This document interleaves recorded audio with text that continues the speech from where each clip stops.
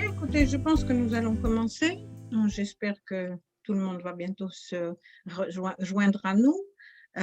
Comme nous n'avions pas terminé la semaine dernière de parler des différentes régions françaises pour parler de la pluralité de la France du côté interne pour l'instant. Je vais ouvrir ma présentation et mon cours et nous allons très rapidement retrouver, nous étions, il me semble, arrêtés à la Bretagne. Donc, je vais ouvrir cette présentation tout de suite et pendant que je passe les diapositives, je suppose que tout le monde va se réunir et nous allons retrouver la salle pleine. Donc, je vous avais montré ce petit passage historique, les régions historiques, les régions des fromages, des boissons, les aires linguistiques, et nous avions commencé par parler du Nord, que nous avions évoqué avec les différentes choses, la chanson Le Petit Quinquin, quelques plats traditionnels, la bière, les fromages, les bêtises de Cambrai, bien entendu, et le paysage de les corons, la mine. Je ne vous ai pas dit, mais il faut bien comprendre qu'il y a une chanson très traditionnelle sur le Nord, qui dit « Le Nord, c'était les corons ». Donc, c'est vraiment identification du Nord de la France et des corons. Les personnages, les ch'tis comme personnages particuliers et la réputation des ch'tis en France. Et puis, nous avions parlé de l'Alsace, région tout à fait différente. La ligne bleue des Vosges qui séparait la France de la zone occupée par l'Allemagne pendant la période entre 1871 et 1918. Et puis Noël, les plats traditionnels. Nous avions vu ces beaux plats en terre cuite dans lesquels on prépare de la nourriture en Alsace, aussi bien de la nourriture salée que de la nourriture sucrée. Nous avons vu que l'Alsace était une région de vin et de vin blanc, maisons particulières, costumes particuliers. Et puis, nous étions partis en Lorraine, un petit peu de données sur la Lorraine, pas beaucoup d'ailleurs, nous n'en avons pas vraiment beaucoup parlé. Il n'y a pas grand-chose. J'ai rajouté cette image sur les cristalleries qui sont des choses très spéciales de la Lorraine. Ce n'est peut-être pas très ancien, mais c'est tout à fait particulier et très beau. Parce qu'il y a du sel et il y a de l'eau et il y a du bois pour faire du sable, de l'eau et du bois pour faire des feux et des fours dans lesquels on va faire cuire la cristallerie, de la cuisine traditionnelle avec la mirabelle qui est excellente, les bergamotes et les macarons. Puis nous sommes partis en Normandie. La Normandie, c'est une région laitière, une région de vaches et de pommes. Nous avions vu alors les paysages de Normandie, la nourriture, le beurre et la tarte tatin. J'ai rajouté quelques petites vaches, le camembert qui se sauve, qui revient à Camembert. Je vous avais dit que c'était comme ça qu'on nous disait quand le camembert rentre chez lui et coule, on dit qu'il retourne à Camembert.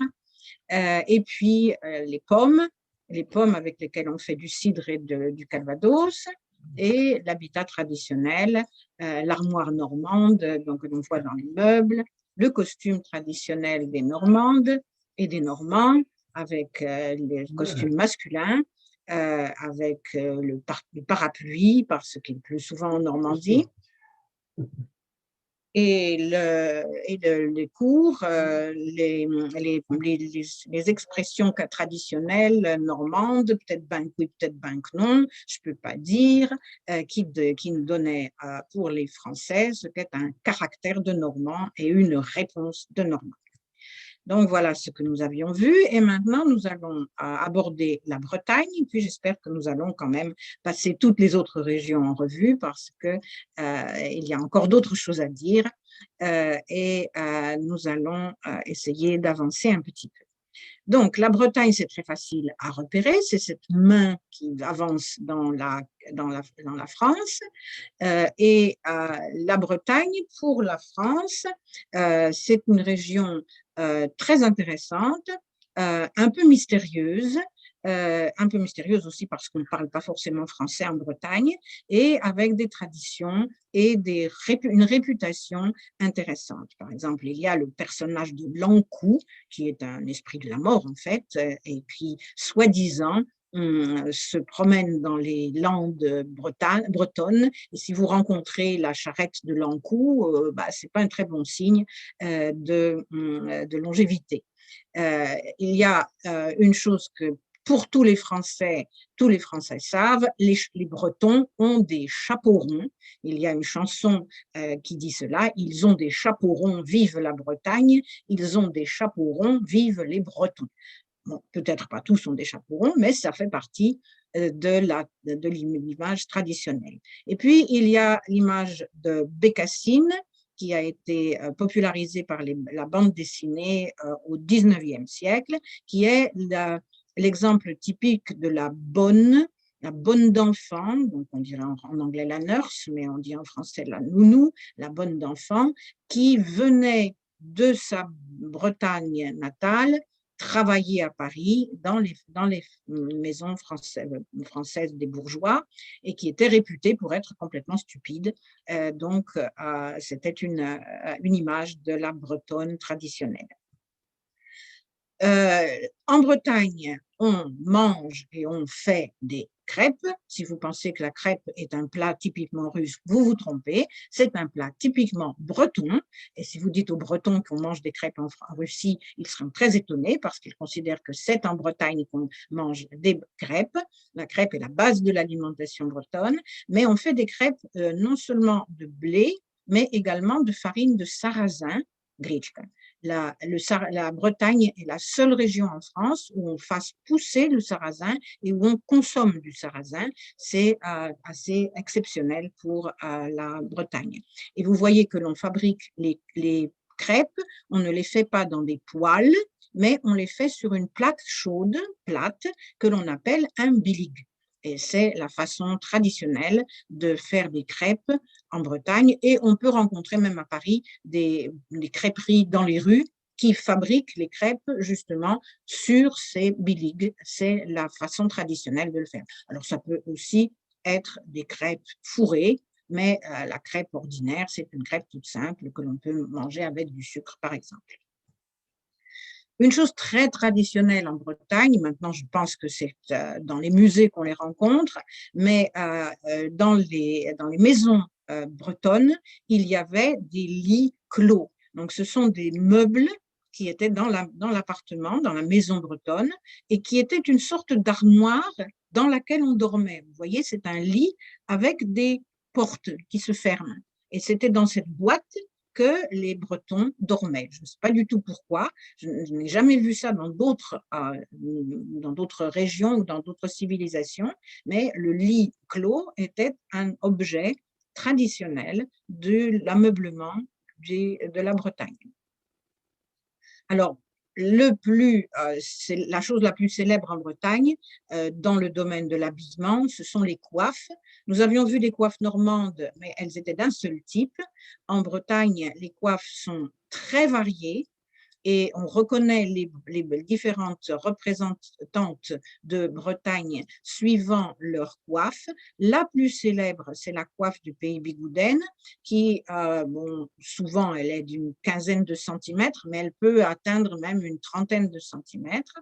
Et l'art et la manière de porter la coiffe est un art que apprennent les petites filles bretonnes dès leur enfance.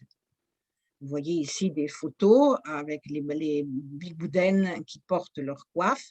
Les petites filles, elles, ont une coiffe beaucoup plus simple, beaucoup plus ordinaire, toujours bien sûr en dentelle, et c'est bien sûr, ce sont des dentelles amidonnées, donc et ici vous avez le costume traditionnel masculin avec des grosses culottes très larges, ces fameux chapeaux ronds dont je vous ai parlé dès le début, et puis la chaussure typique de la Bretagne, ce sont les sabots de bois, alors avec éventuellement une partie en cuir pour protéger le dessus du pied, parce que moi j'ai porté des sabots pour m'amuser, je ne sais pas si vous avez essayé, c'est quand même très dur, et donc si vous n'avez pas une partie en cuir ici, ça fait un peu mal aux pieds, hein, ce n'est pas très très plaisant à porter.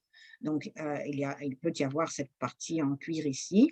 Et puis ça, c'est un habillement traditionnel également breton qui est extrêmement à la mode actuellement en France. D'une part, c'est bien sûr la marinière rayée, fabriquée en France, en coton épais, c'est un costume de marin, et le ciré, généralement il est jaune, le ciré breton, parce que si vous habitez au bord de la mer, si vous habitez dans cette région, il pleut au moins une fois par jour. On vous promet, il fera aussi très beau, mais il va pleuvoir au moins une fois par jour, donc il faut avoir un habit pour la pluie.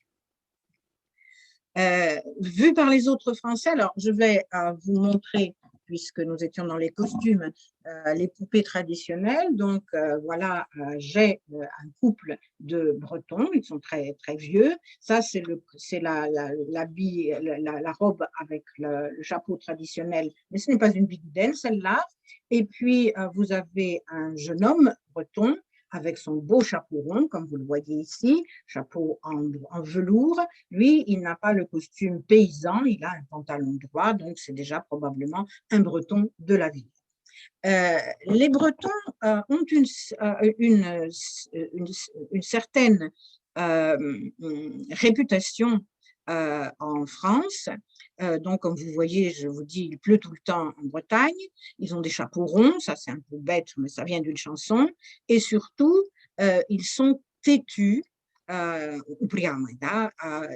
le fait que les Bretons soient têtus, c'est un stéréotype que j'ai très souvent rencontré, mais qui est également utilisé par les Bretons eux-mêmes. C'est-à-dire que j'ai rencontré, et on rencontre souvent des Bretons qui disent « Moi, tu ne me feras pas changer d'avis, moi je suis breton, moi je suis têtu ». C'est un auto-stéréotype dont ils sont fiers.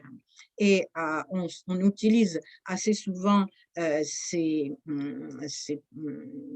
images de Bretons très énergiques, de Bretons un petit peu même peut-être agressifs. Ici, il y avait toute une série de publicités dans lesquelles il y a 3 petites grand-mères bretonnes qui étaient furieuses parce que je ne sais plus quelle firme de conserve leur avait soi-disant volé leur recette de conserve de poisson et les traitait de pirates. Ces 3 dames étaient très, très célèbres dans la publicité française des dernières années. Je crois que la plus âgée est morte cette année et on en a parlé dans les journaux parce que c'était des héroïnes médiatiques. Donc, Bretons, ce qu'il faut savoir, c'est qu'ils sont têtus, ils ont des chapeaux ronds, ils mangent des crêpes. Bien sûr, il y a beaucoup d'autres choses. C'est une merveilleuse région. Je ne la connais malheureusement personnellement pas. Je n'y suis jamais allée et j'ai vraiment très envie de visiter la Bretagne.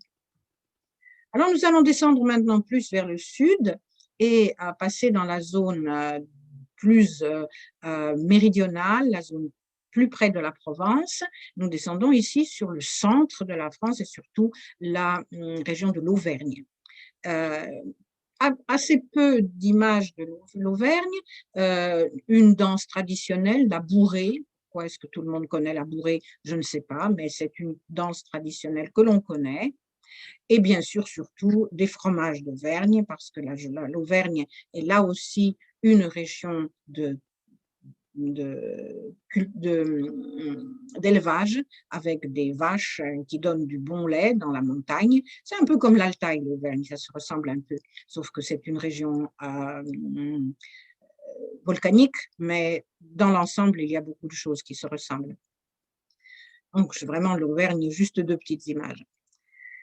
Par contre, la Savoie est peut-être un petit peu plus riche en fromage, en costume très intéressant. Vous voyez l'espèce de casque que portent les Savoyardes. Les dames de Savoie portent ces espèces de coiffes très originales. La Savoie est une région qui n'est pas en France, enfin, qui n'est pas dans l'intérieur de la France, qui n'est pas dans le territoire de la France depuis très longtemps. C'est au XVIIIe siècle que la Savoie est entrée dans le territoire de la France, autrement, c'était une région indépendante qui faisait partie des provinces italiennes. Elle est assez particulière et la langue qui y est parlée, là aussi, est un peu différente. Vous voyez ici, je n'ai pas de costume masculin pour la Savoie, mais j'ai une savoyarde et vous voyez qu'elle a sur sa tête ce casque, cette coiffe qui ressemble un peu à un casque.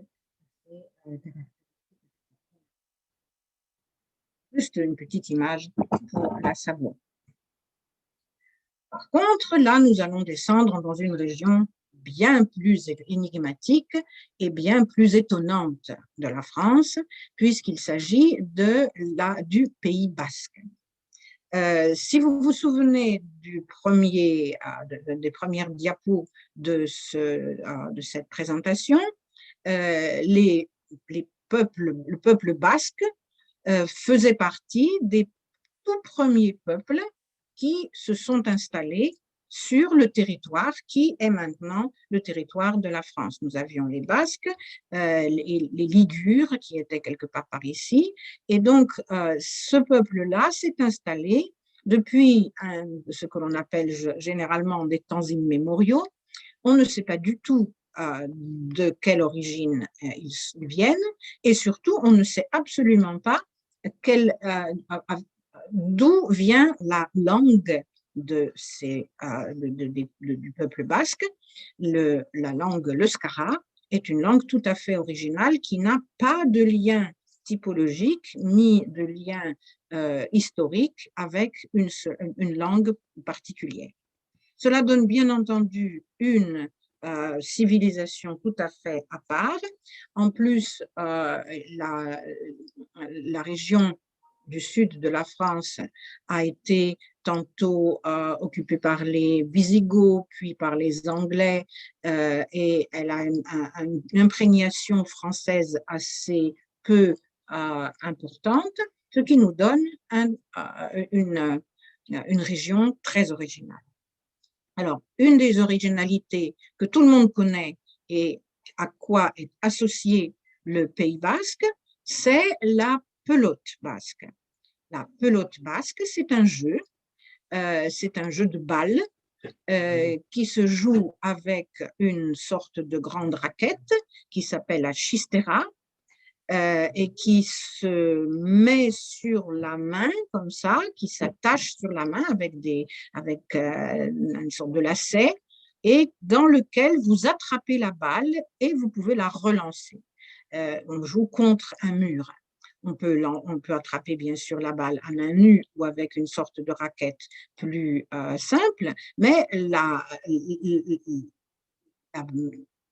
forme traditionnelle et la plus connue de la pelote basque, c'est de la jouer avec ce grand chistera.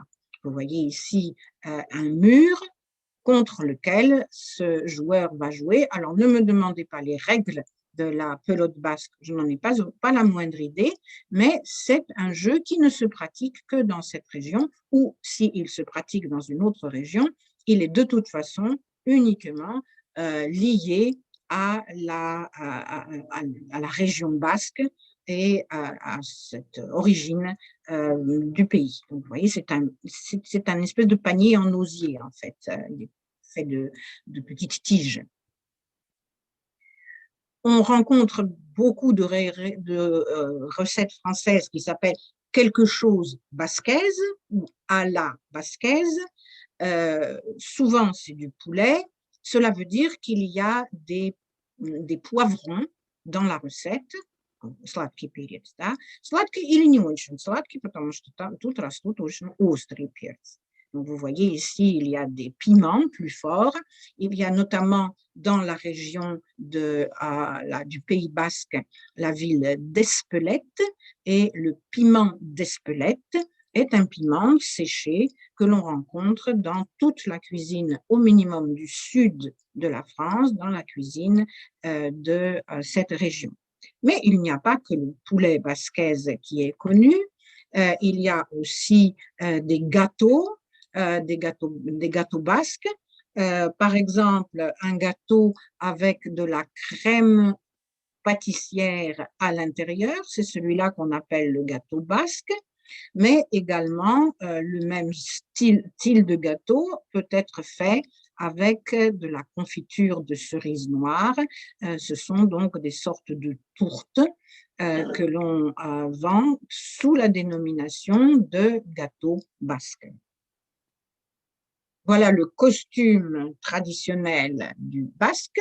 J'ai également ici des petites poupées traditionnelles avec le costume basque. Vous le reconnaissez, les couleurs sont pratiquement toujours les mêmes, le rouge et le noir, le rouge, le blanc et le noir, éventuellement un peu de vert, puisque ce sont les couleurs du drapeau basque.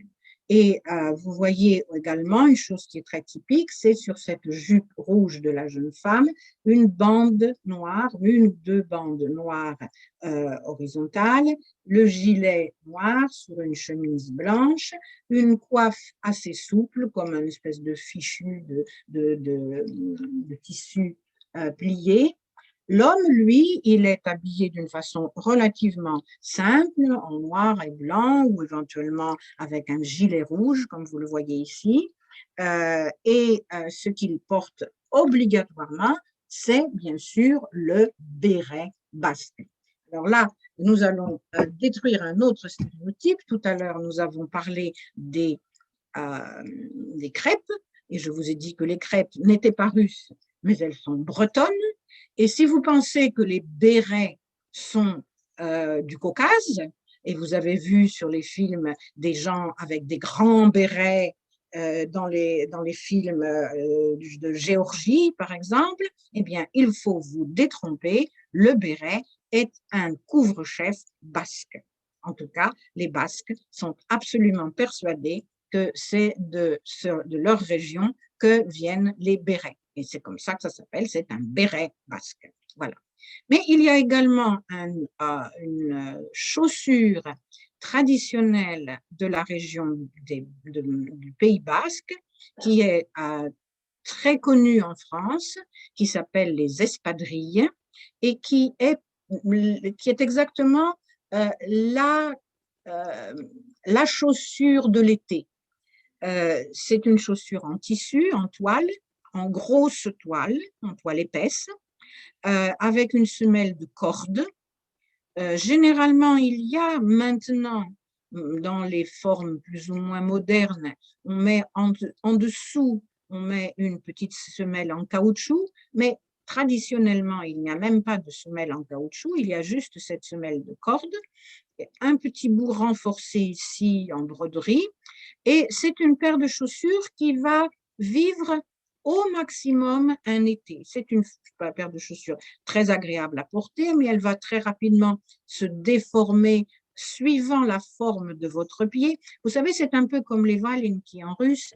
Il n'y a pas de pied droit, de pied gauche à l'origine. C'est vous qui portez cette chaussure et la chaussure va se déformer suivant la forme de votre pied et vous allez avoir un pied droit, un pied gauche qui vont être différents. Mais à l'origine, ils ne sont pas faits différemment. D'accord?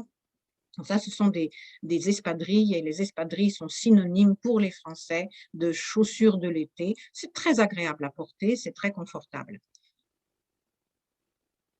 Le Pays basque, comme en général le sud de la France et surtout le sud-ouest de la France, le Pays basque est un pays de rugby. Je vous ai dit qu'il y avait des zones où on buvait du vin, il y a des zones où on boit de la bière, il y a des zones où on boit du cidre. Eh bien, il y a également en France des zones où on joue au football et des zones où on joue au rugby. Bien sûr, il y a des clubs de rugby dans le nord de la France, il y a des clubs de football dans le sud de la France. Mais le jeu traditionnel, le jeu vraiment préféré de ces régions, c'est le rugby et les championnats locaux entre les villes régionales, Béziers, Narbonne, Perpignan, sont des événements très importants dans la vie régionale. Le rugby, il y a des équipes féminines de rugby, mais avant, avant le, disons, avant le politiquement correct et avant les discours antisexistes, comme on disait en russe que le hockey est un sport de vrais hommes, la même idée se retrouvait pour le rugby. C'est un sport très violent, un sport très dur, un sport vraiment de choc, mais c'est un sport très sympathique. À la différence du football, généralement, il y a entre les équipes de rugby une grande camaraderie et entre les clubs de rugby une grande camaraderie, et c'est une fraternité très amusée et amusante des gens de ces régions. Nous continuons notre tour de France et nous allons parler, avant de terminer par la Provence, nous allons parler de la Corse. La Corse est une région à part, comme vous le voyez, c'est une île séparée de la France et comme vous le savez probablement, c'est une île qui est devenue française il y a quelque chose comme 250 ans puisque on a dit que à quelques années près, Napoléon serait né encore en Italie parce que la Corse est passée de la France de l'Italie à la France juste avant la naissance de Napoléon Ier. Ça n'aurait pas changé le cours de l'histoire, je pense, mais disons que c'est une île qui n'est pas française depuis très longtemps. Et bien sûr, en Corse, on parle corse. Nous en parlerons quand nous parlerons de la diversité linguistique de la France.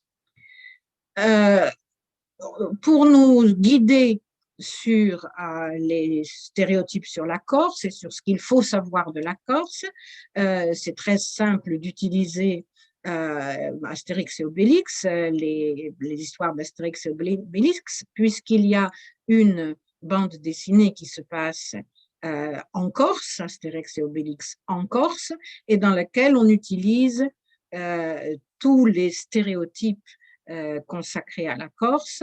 Et nous voyons ici que il y a cette idée que les Corses sont très terribles, ils font très peur, ils ne sont pas très aimables et il ne faut absolument pas imaginer une seule seconde parler à la sœur d'un Corse. Les frères protègent leurs sœurs, les frères surveillent leurs sœurs et ils surveillent la fréquentation de leurs sœurs. Donc, vous voyez, cette image, cette histoire est illustrée ici dans cette page.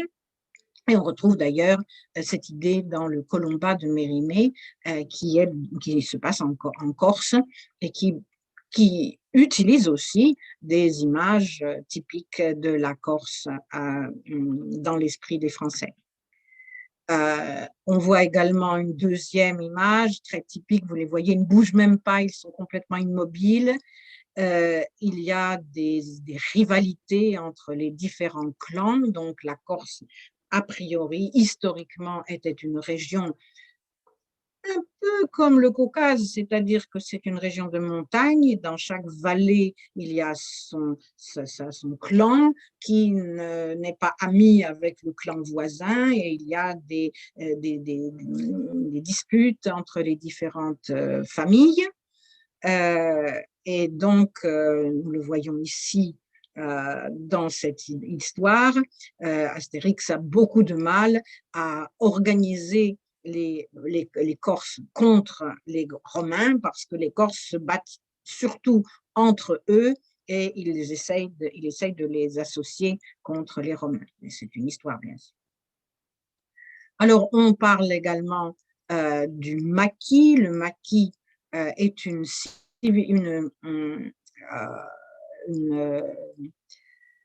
enfin, une végétation, un type de végétation caractéristique de la région de la Corse. Et c'est un endroit dans lequel on peut se cacher. Il y a des bandits en Corse.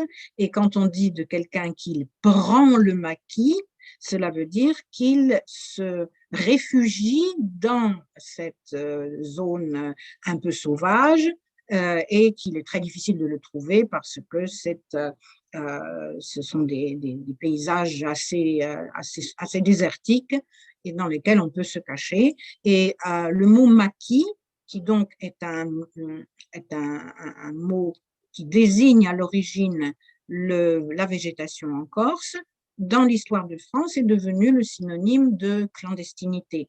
Quand on disait dans la Deuxième Guerre mondiale qu'une personne a pris le maquis, cela veut dire qu'elle s'est réfugiée dans la nature, elle s'est sauvée dans la nature, elle est partie pour rejoindre les clandestins, pour rejoindre les partisans. Et dans les paysages corses se promènent des cochons sauvages. Paraît-il qu'il y a des cochons sauvages dans la Corse. Alors, la vendetta, c'est la vengeance, c'est un mot corse, c'est une tradition donc entre les différents clans qui se maintient et qui est particulièrement pratiquée par les bandits.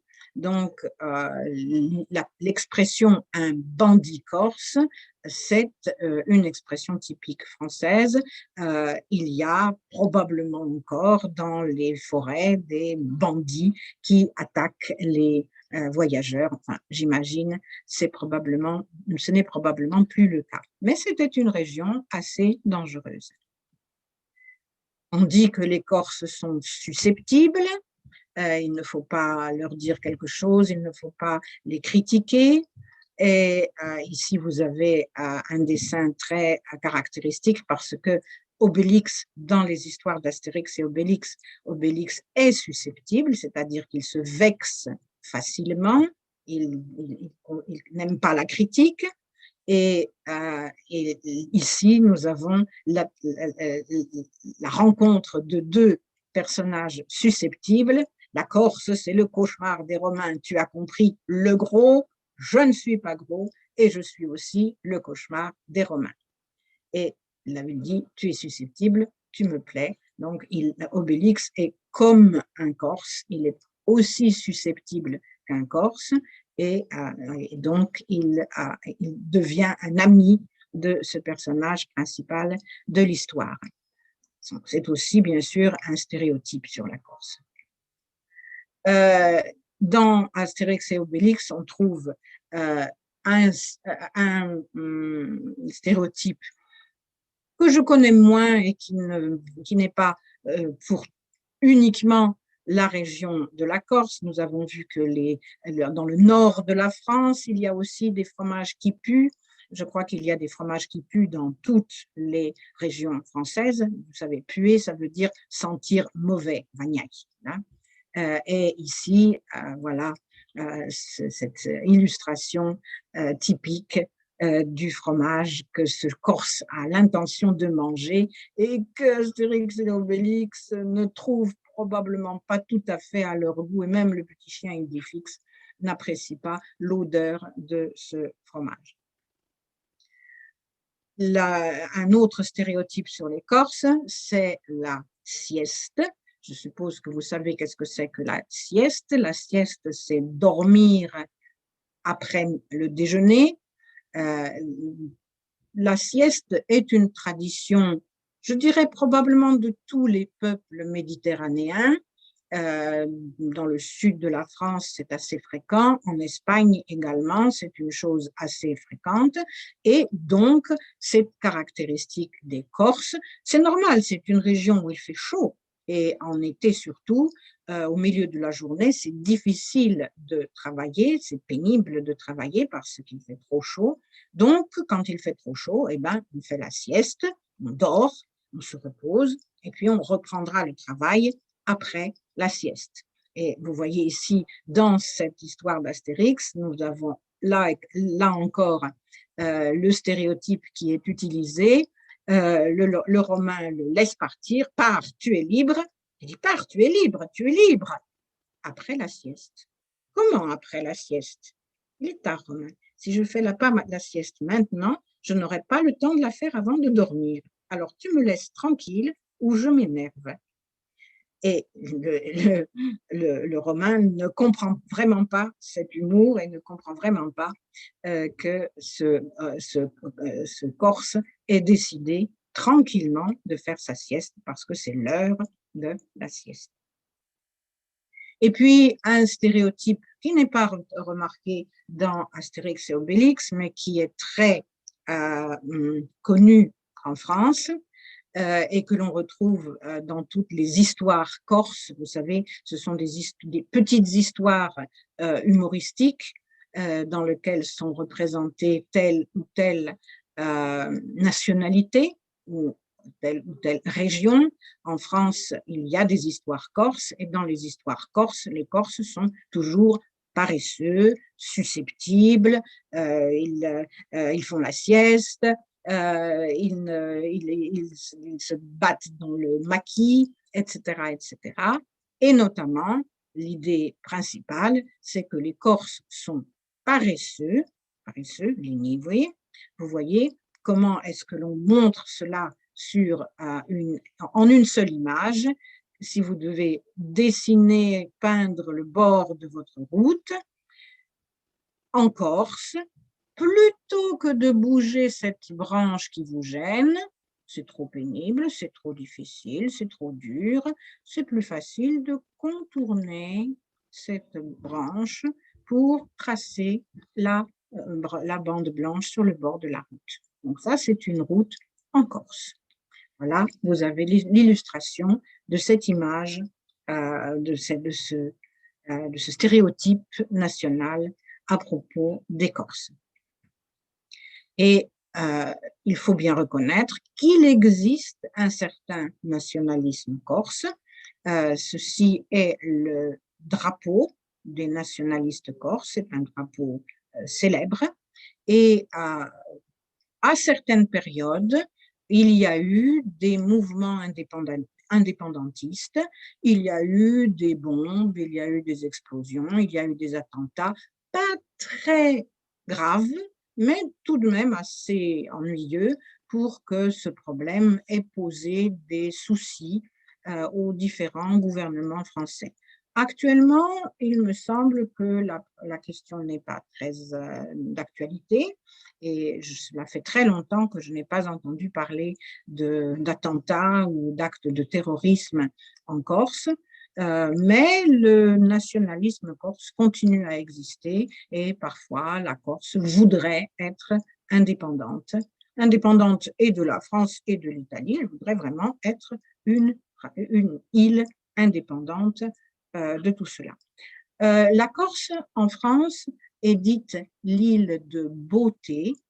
L'île de beauté, c'est vraiment l'île la plus belle. Si vous voyez dans nos magasins russes des magasins de parfumerie qui s'appellent île de beauté, eh bien, en fait, c'est comme ça que l'on appelle la Corse. Ce n'est pas du tout lié à quelque parfum que ce soit, c'est juste parce que c'est une île absolument magnifique, avec des merveilleux paysages, de très belles plages, pas très touristiques, et c'est un endroit où il fait vraiment bon vivre. Je pense que si vous avez l'occasion d'aller en Corse, vous aimerez beaucoup cette région. Et pour terminer ce tour de France de toutes les régions françaises, nous allons parler en général de la région de la Provence. Donc vous voyez, administrativement parlant, ce sont deux régions, l'Occitanie et la Provence-Côte d'Azur. Cette région qui s'appelle Occitanie, à l'origine, était plutôt ce que l'on appelle le Languedoc, mais cela est une des zones ici, est le Languedoc. Autrement, vous avez la Provence, Cette région porte un nom qui n'est pas très beau, puisqu'elle s'appelle PACA, P-A-C-A, Provence-Alpes-Côte d'Azur. Alors, qu'est-ce que nous allons voir comme chose intéressante à propos de la Provence? Il y a un certain nombre d'objets traditionnels, beaucoup bien sûr, c'est une région très riche, je ne pourrais pas vous parler de tout ce qui est caractéristique de la Provence aujourd'hui, mais nous avons d'une part des tissus que l'on appelle le bouti. C'est un tissu provençal dans lequel sont généralement faites les robes. C'est un coton très épais, une cotonnade qui est caractéristique, avec ses couleurs caractéristiques, ses motifs caractéristiques, les motifs de la Provence. Vous avez également un jeu de boules très connu en France, qui est le jeu de la pétanque. Alors, pétanque, il y a d'autres jeux de boules en France. Par exemple, il y a ce que l'on appelle la boule lyonnaise. La boule lyonnaise est un petit peu plus grosse que la boule de pétanque. Et la différence entre la boule lyonnaise et la pétanque, c'est que pour lancer la boule lyonnaise, vous devez vous déplacer, vous avez le droit de bouger, tandis que pour la pétanque, vous devez rester immobile. Vous avez les pieds tankés, cela veut dire les pieds fixés au sol. Le principe est très simple, vous devez vous lancer d'abord le cochonnet, et puis ensuite vous lancez à tour de rôle, les différentes équipes lancent leur boule, et celui qui a la boule la plus proche du cochonnet a gagné. En fait, c'est un peu le même principe que le jeu de curling. Vous savez, si vous regardez parfois dans les reportages sportifs, c'est un peu le même genre d'idée. Mais la pétanque est un jeu très, très populaire dans le sud de la France, dans toute la Provence, même dans d'autres régions, on joue à la pétanque dans toute la France. Mais c'est un jeu du sud, c'est un jeu méridional, et surtout, il faut imaginer qu'il faut discuter, il faut se disputer, il faut contester, vous voyez, on doit mesurer quelle boule est la plus proche, quelle boule n'est pas la plus proche, il faut faire partir la boule de son adversaire, cela donne l'occasion d'immenses discussions très animées et cela fait l'intérêt du jeu de pétanque.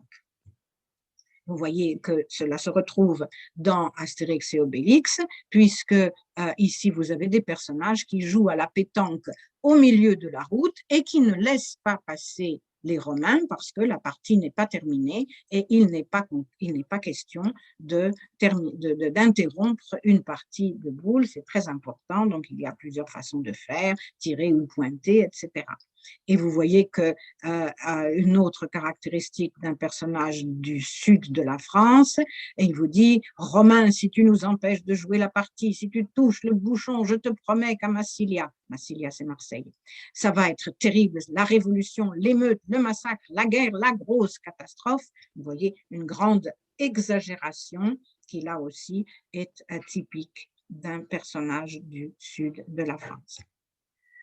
C'est cette idée reçue sur les méridionaux.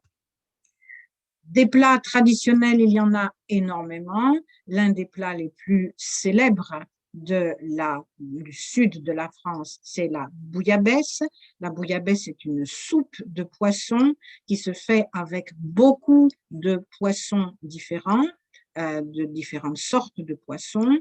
Vous faites un bouillon, vous jetez les poissons, vous utilisez d'autres poissons, vous refaites un bouillon. C'est très compliqué, c'est très aromatisé. La cuisine méridionale est beaucoup plus épicée que la cuisine du nord de la France. Oui, j'ai oublié de vous dire, il y a également une grande différence entre le nord de la France et le sud de la France. Le nord de la France est une zone où l'on fait la cuisine avec du beurre. Le sud de la France est une région où on fait la cuisine avec de l'huile, et notamment avec de l'huile d'olive. C'est caractéristique. Да, Ром, привет. У кого-то там не выключен микрофон. Un fromage très célèbre, alors là, c'est un fromage du sud ouest de la France, c'est le Roquefort. Vous connaissez le Roquefort, vous en avez peut-être vu avant les sanctions, il y en avait dans les magasins russes aussi. C'est un fromage qui est fabriqué avec le lait de brebis et c'est un fromage qui est affiné obligatoirement dans certaines caves de la région de Roquefort, c'est-à-dire que n'importe quel fromage avec de la moisissure bleue ne peut pas s'appeler Roquefort. Une recette tout à fait particulière et un type tout à fait particulier de fromage. Mais il y a d'autres choses très typiques de cette région, par exemple les calissons. Les calissons qui sont fabriqués dans la ville d'Aix, ce sont des friandises, des bonbons avec de la pâte d'amande, ici, une pâte d'amande parfumée à la fleur d'oranger. La fleur d'oranger est un parfum typique de la cuisine du sud de la France et recouverte sur le dessus par un glaçage de sucre. Et vous avez les calissons d'Aix dans des boîtes qui ont la même forme que ce calisson, donc des boîtes un peu comme des losanges, on pourrait dire, des losanges un peu arrondis. Le nougat de Montélimar, là aussi, c'est une friandise typique. Nougat, c'est la noix, en fait, dans le provençal. Donc, le nougat, c'est une pâte dans laquelle il y a des noix ou des noisettes, mais le nom vient de nougat, la noix en provençal. Montélimar, c'est une ville. La Provence est un pays où l'on boit un vin particulier qui est le vin rosé. C'est un vin très léger. Vous imaginez bien que quand il fait chaud, dans une région chaude, vous ne pouvez pas boire des vins trop lourds, vous ne pouvez pas boire des vins trop épais, ou alors il faut les couper avec de l'eau. Il faut un vin plus léger et c'est le rosé qui est le plus typique de cette région, donc dans le sud de la France, surtout en Provence. Et bien évidemment, c'est le pastis qui est l'apéritif le plus connu de toute la France et le plus connu du sud de la France. Pour les Français, le pastis, c'est une boisson, c'est un apéritif de l'été, c'est un apéritif qui parle des vacances, c'est un apéritif que l'on boit donc coupé avec beaucoup d'eau et avec des glaçons. Donc, en principe, vous devez mettre un petit peu d'alcool. Le pastis lui-même, il est blanc ou jaunâtre un petit peu, et il devient comme cela, il perd sa transparence quand vous mettez de l'eau. Il y a une réaction chimique qui fait qu'il devient comme cela, et vous rajoutez de la glace. Les Russes n'aiment pas souvent le pastis, parce que le pastis est un alcool qui a un très fort goût d'anis, et l'anis est un goût que les Français aiment beaucoup et que les Russes n'aiment pas. C'est très drôle, j'ai souvent constaté qu'il y a des différences de goût, il y a des choses qui ne passent pas, et les Russes généralement disent « ouais, ça a un goût de médicament », et ils ne pensent pas que c'est quelque chose d'acceptable pour le boire. Alors que pour les Français, c'est probablement un des alcools forts les plus bu, très certainement même plus que le whisky, je pense. C'est vraiment le pastis qui est l'alcool le plus bu en France, surtout au sud. Alors, une chose qui est tout à fait typique de la Provence, ce sont les santons. En Provence, un peu dans d'autres régions de la France, mais en Provence, on fabrique des crèches pour Noël, c'est-à-dire des représentations de la nativité de Jésus-Christ.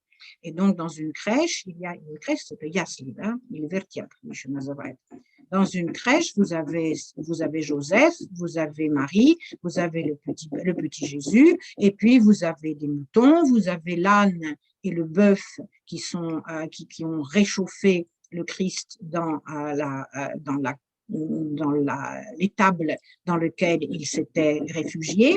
Mais Ce qui est typique du sud de la France, de la Provence, c'est que on rajoute des personnages qui viennent adorer le petit enfant Jésus et qui viennent qui représentent des habitants typiques de la région et que l'on appelle des santons.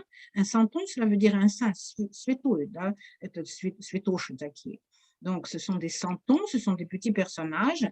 Alors, il y a des santons de différentes tailles. Moi, j'en ai parce que ma mère a une grande collection de santons, mais elle m'a donné ceux qu'elle n'aimait pas beaucoup ou ceux qui étaient en double, par exemple. Et j'en ai de différentes tailles parce que, bon, bah, on m'a donné un peu ce qu'on avait. Donc, par exemple, ici, j'ai le pêcheur. Vous voyez, c'est un petit personnage. C'est dans la terre cuite, peinte, à la main, bien évidemment. Donc, vous voyez le pêcheur avec ses petits poissons. J'ai une vieille dame sur son âne. Celui-là, il est un petit peu plus grand. C'est une autre collection. J'ai le myrrhe. Le myrrhe, c'est le médecin. C'est un personnage ancien. Et puis, il y a bien sûr une personne très célèbre. Donc, on voit bien qu'il y a différentes tailles de personnages, parce que ça ne peut pas être en même temps. Oui, c'est soit où vous avez des personnages comme ça, ou vous avez des personnages comme ça. Moi, j'ai tout mélangé.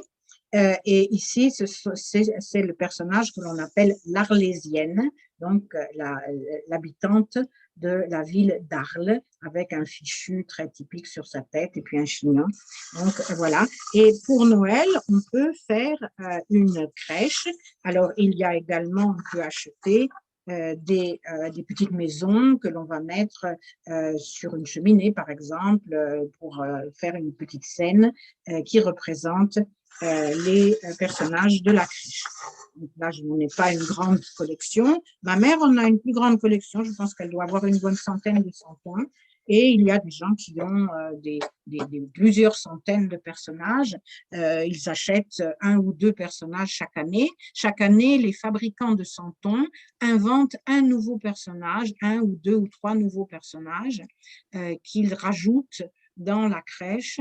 Alors, il y en a qui sont des personnages traditionnels. Par exemple, celui-ci s'appelle le Ravi Blаженный. Vous voyez, il a l'air comme ça un petit peu naïf et il est dans une position traditionnelle, mais comme vous voyez, ils sont peints de manière différente. Chacun a sa peinture, chacun est peint à la main.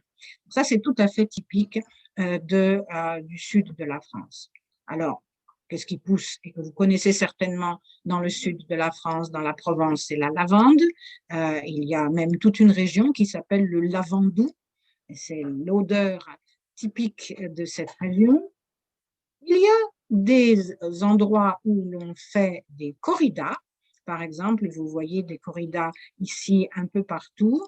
Généralement, ce sont des corridas sans mise à mort, mais donc avec juste la victoire qui est vue et on voit que l'on peut tuer le taureau, mais il y a des zones où la corrida est encore autorisée avec des zones de mise à mort parce que c'est considéré comme euh, une forme de culture traditionnelle et pour l'instant, les habitants de ces régions ont réussi à maintenir la corrida comme forme de culture traditionnelle.